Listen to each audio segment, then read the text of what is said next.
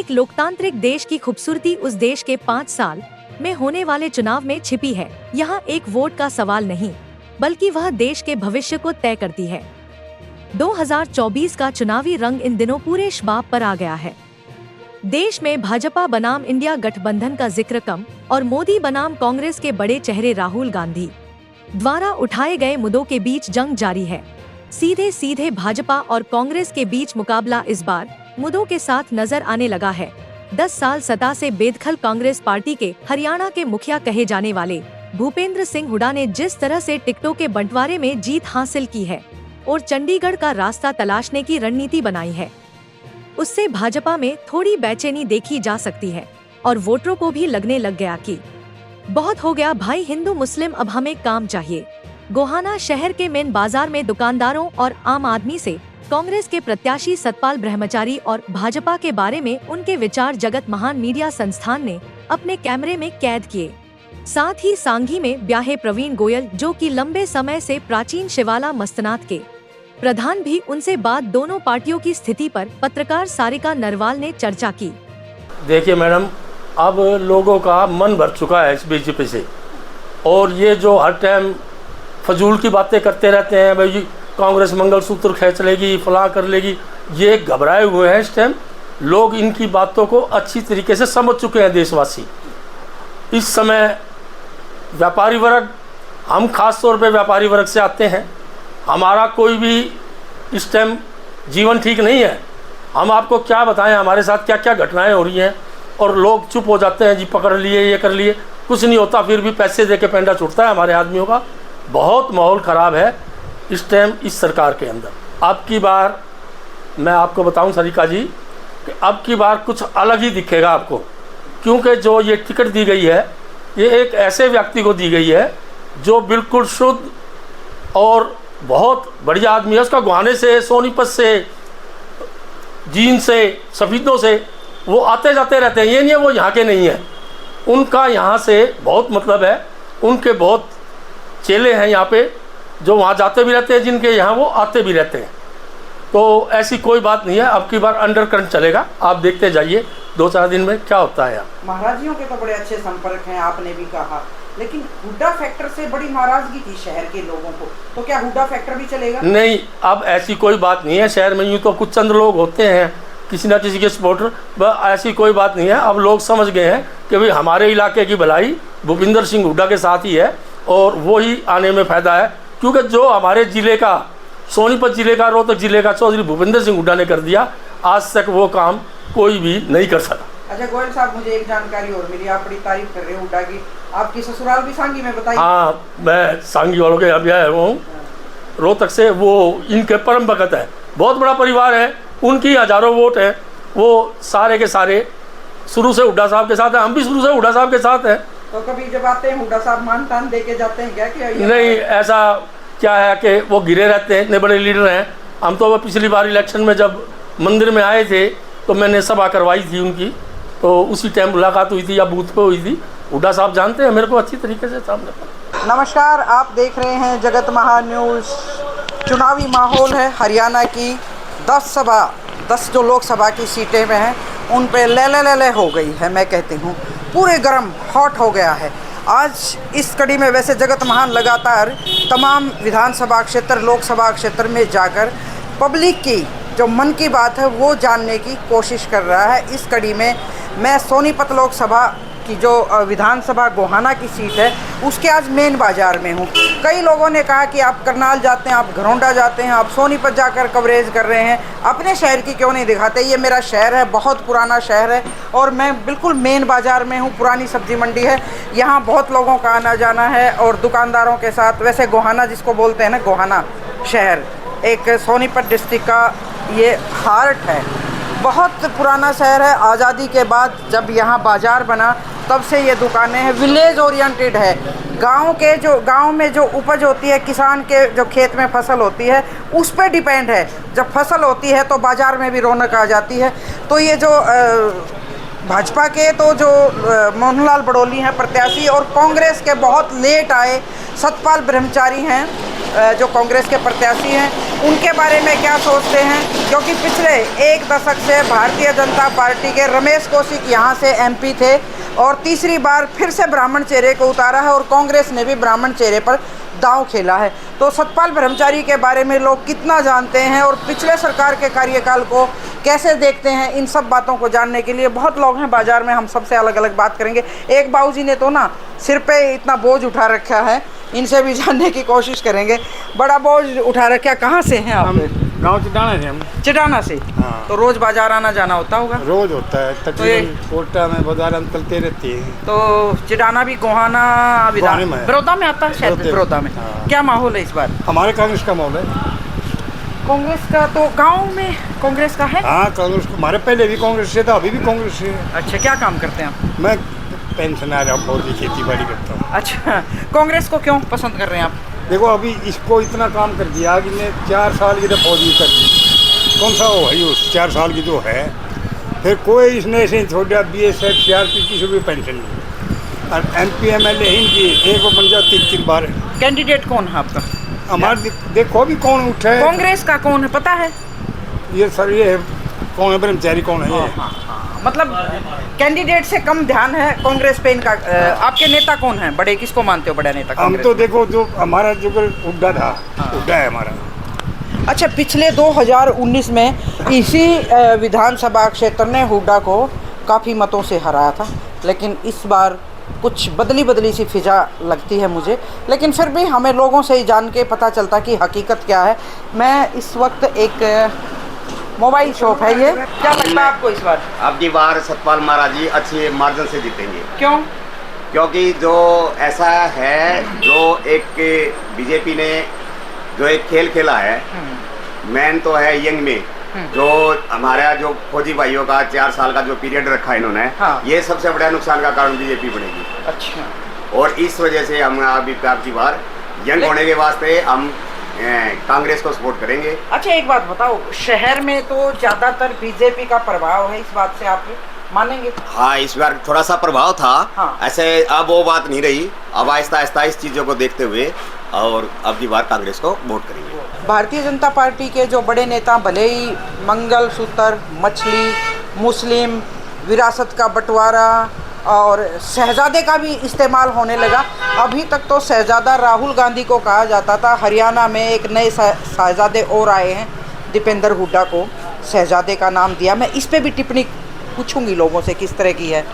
हाँ जी, इन्होंने बताया कि भाई मुद्दे हैं वैसे तो अग्निवीर जैसा है और महंगाई जैसा है, कांग्रेस मुद्दों पर लड़ रही है, लेकिन जो शहरी वोटर है ना, मैंने अक्सर देखा है वो भारतीय जनता पार्टी के जो एक धर्म का ज़्यादा प्रभाव रहता है, छाप दिखती है भारतीय जनता पार्टी के उस पर। क्या लगता है आपको इस बार? बीजेपी अपने काम पे वोट नहीं मांगती, वो धर्म से बांटती है, हिंदू मुस्लिम करती है, उस चक्कर में हम तो कांग्रेस को वोट डालेंगे। ये आपको समझ में आई कि धर्म पे वोट ठीक है या मुद्दों? जातिवाद की राजनीति करती है। कभी कभी मुझे है ना, मतलब हैरानी भी होती है कि आम वोटर अब इस धर्म की राजनीति से परेशान है। लोगों को काम चाहिए। मैं किसी एक दूसरे छोर पर जाकर और कुछ लोगों से बात करती हूँ। खाने पीने का सामान रख रहे हो, इतनी अच्छी खुशबू आ रही है इसमें से। अच्छा, चुनावी माहौल हॉट हो गया है, ले हो गई है, होने लग रही है अभी। हाँ, मतलब अभी माहौल बना नहीं क्या? यहाँ इतनी देखो कैंडिडेट एक मोन भी नहीं आया है। नहीं, आ जाएंगे तो फिर लोग का टाइम देखेंगे, जिसा बढ़िया होगा उसी सरकार से दुखी हो रहे, कौन को बढ़िया आ जाएगी। कांग्रेस का भी आ गया है, सतपाल ब्रह्मचारी। हाँ, उसको तो खास आदमी दिया, हर द्वार में मिला करते, उसने मिलाए, पहले मिला करते, अब नहीं मिले हो कैंडिडेट बनने के बाद मिलना, मतलब हाँ, क्या सोच रखा है वैसे माहौल? हम तो जी कांग्रेस ही करते थे पुराने। गांव कौन सा? कासंडी गांव, मेरा जन्म गुआने का। अच्छा, मतलब मूल गांव कासंडी है और पुराने कांग्रेसी हैं। पता नहीं, मंडी में भी कांग्रेसी जब मिलते हैं तो मैं बड़ी हैरान रहती हूँ, क्योंकि पिछले चुनाव में ना दोनों बार रमेश कौशिक यहाँ अच्छे वोटों से जीत करके गया। हालांकि कांग्रेस का भी विधायक है जगबीर मलिक, उनको भी शहर में मारामारी का सामना करना पड़ता है। गांव में भले ही वो अच्छे मतों से जीत जाएं, लेकिन शहर में मारामारी रहती है।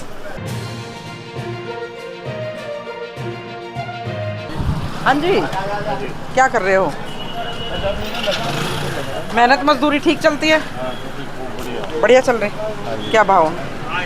अंगूर 100 रुपए किलो है, 80 रुपए किलो है, अच्छा, ये 70 रुपए किलो है। महंगाई से कुछ राहत है?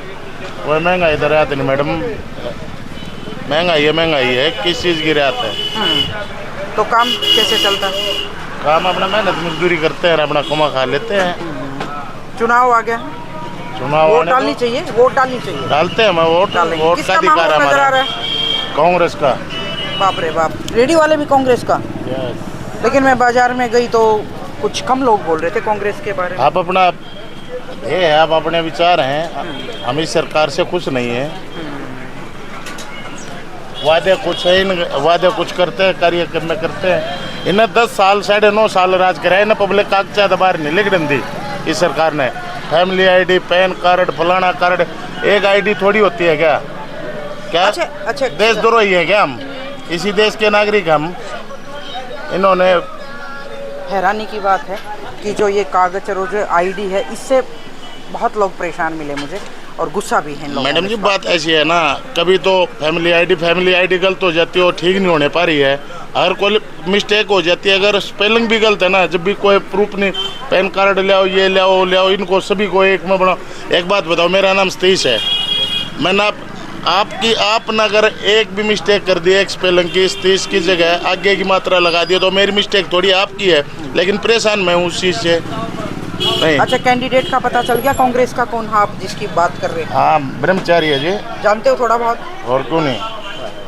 ब्रह्मचारी भले ही मंडी में ना आए हो, लेकिन उनका नाम काफ़ी है। और जब भी आए आप आम खिलाओगे? क्यों नहीं, आम भी खिलाएंगे, फूलों की माला भी डालेंगे।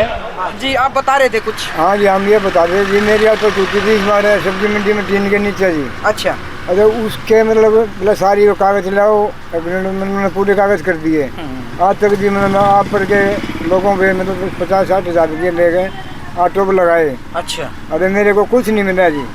अभी इसलिए हमारे नापसंद है जी। महंगाई बहुत ज़्यादा है जी।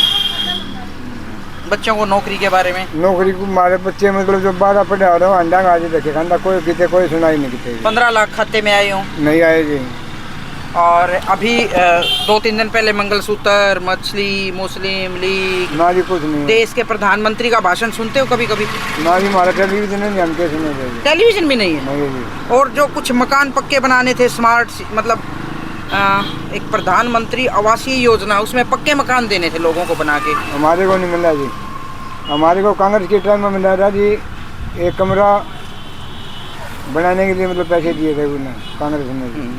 कहाँ से हैं आप? मैं बड़ौदे से हूँ जी। अच्छा, बस मैं एक अपील जरूर करूँगी कि मतदान के दिन 25 मई को ना बटन दबाएं। वो सिर्फ एक पर्ची और एक वोट नहीं, बल्कि एक देश का भविष्य तय करता। तो आप वोट डालने जाते होंगे और जाएंगे जी। आप मेरे दर्शकों को अपील करें हाथ जोड़ के कि वोट करें। करो हाथ जोड़ के। वोट करियो जी, हाथ जोड़ के करते हैं। हाँ, शॉप है, दवाइयों की भी है, बालाजी मेडिकल हॉल पे आई हूँ मैं। वैसे मैं जानती हूँ इनको थोड़ा बहुत, क्योंकि मैं भी तो गोहाना की रहने वाली, मुझे देखते हो अक्सर, तो मैं इधर उधर घूमती रहती हूँ। तो शहर में मैंने सोचा आज माहौल देखें हम। और देश के प्रधानमंत्री ने दे दिया 400 पार का नारा। तो आपको पता है कितनी सीटें हैं लोकसभा में? 10 साल से सरकार है। क्या लगता है आपको, 400 पार, गड्डी पार? कहने को तो सर कुछ भी कह सकते हैं। मनोहर लाल खट्टर हमारे मुख्यमंत्री थे, उन्होंने ये कहा था कि 75 पार, आई थी 40। वोटर कहाँ कहता है, क्या करता है वोटर, उसके ऊपर डिपेंड करेगी बात। बड़े शाणे हैं, गोलमोल जवाब दे दिया, और समझने वाले समझ भी जाते हैं। आप तो लोगों की बीमारी को ठीक करने की दवाई रखते हैं। तो कोई भी पार्टी, कोई भी राजनीतिक दल, उसको लेके जो लोग बात करते हैं, चाहे वो कांग्रेस की, चाहे सत्ता पक्ष की, बीमारी तो वोट से ही कटती है।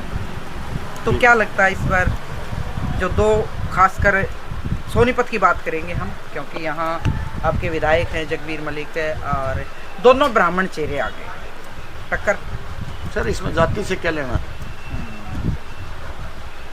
तो वोटर देखता है भाई कौन सा अच्छा अपना काम करेगा, कैंपेन कौन सी अच्छा करेगा, उसके ऊपर वोटर डिपेंड करेगा कहाँ वोट डालना। लेकिन एक बात आती है भारतीय जनता पार्टी की तरफ से भी, और 10 साल में इनसे इनका मुकाबला करने के लिए इस बार कांग्रेस ने भी सोशल इंजीनियरिंग फार्मूला अपनाया है। जी लगता है ना आपको? बोल सकते हैं इसको। हाँ। अभी जहाँ ब्राह्मण था उसी ने ब्राह्मण उतार दिया, और पंजाबी था तो पंजाबी तो कम्युनिटी ये से पार्टी की उतार दिया। मजबूरी थी या जीत के लिए जरूरी था? सब अपनी अपनी रणनीति बनाते हैं। हाँ। ठीक है, देखते हैं कांग्रेस कामयाब होती है, बीजेपी कामयाब होती है। तो कैंडिडेट कौन सा बेहतर लगता है? सही सही अपने मन की अब बता। अभी तक तो कुछ नहीं कह सकते सर आप। मन की बात नहीं बता रहे, नेता लोग तो बता देते, कई बार वोटर नहीं बताता, पर मैं समझ सकती हूँ आपकी भाषा को। ईडी का डर है? नहीं सर, ईडी का क्या, हम कोई चोरी थोड़ा कर रहे हैं।